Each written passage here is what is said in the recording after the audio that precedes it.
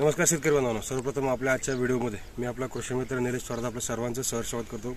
निश्चितच टोमॅटो उत्पादक शेतकरी त्यांनी बघत असाल की पानांच्या वाट्या वळणं म्हणजे या ठिकाणी असं बघू शकता किंवा थ्रिप सारखा आक्साचा प्रकार वाटतोय, झाडं कर्लिंग मध्ये आलेली असतात। तर निश्चित याला काय सोल्युशन असेल तर आजच्या आपल्या व्हिडिओच्या माध्यमातून आपण सांगणार आहोत। निश्चितच मित्रांनो, हा व्हिडिओ तुम्ही संपूर्णपणे शेवटपर्यंत पहा आणि समजून घ्या।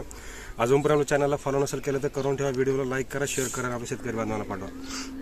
निश्चित मित्रांनो, उन्हाळ्याचे दिवस आहे, पानांच्या वाट्या वळले जाणं हा निश्चित प्रकार आहे। त्यासाठी काय करणं गरजेचं तर सर्वात महत्त्वाचा जो न्यूट्रिशन मॅनेजमेंट करताना ड्रिप शेड्यूल करत असताना या ठिकाणी PSB, KMB आणि पॅराग्रो निश्चित जमिनीचं pH असेल, जमिनीचा EC आहे याच्यावरती काम करणं गरजेचं आहे। त्यासाठी आपलं खालून जाणं गरजेचं आहे, कारण पोटॅश लेवल सुद्धा कमी पडल्यानंतर सुद्धा पानांच्या वाट्या आतमध्ये वळल्या जातात। कॅल्शियमची कमतरता असल्यानंतर सुद्धा पानांच्या वाट्या आतमध्ये वळल्या जातात, ते आपल्याला या ठिकाणी करणं गरजेचं आहे।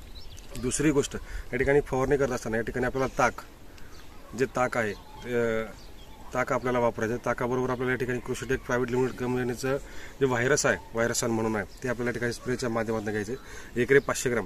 तर ह्या पद्धतीमध्ये आपल्याला फवारणीचं एक शेड्यूल आहे आणि एक ड्रिप शेड्यूल सुद्धा हे आपल्याला कंटिन्यू करायचं आहे। कारण आता बघू शकता तुम्ही प्रत्येक ठिकाणी या ठिकाणी उन्हाळ्यामध्ये आता मॉर्निंग हवर्स आहे त्यामुळे थोडीशी झाडं फ्रेश वाटतात, पण दुपारच्या पारी जर घेतलं तर पानांच्या वाट्या वळणं किंवा आक्सा टेम्परेचरमुळे आक्सा येणं हे सुद्धा गोष्टी या ठिकाणी होत असतात।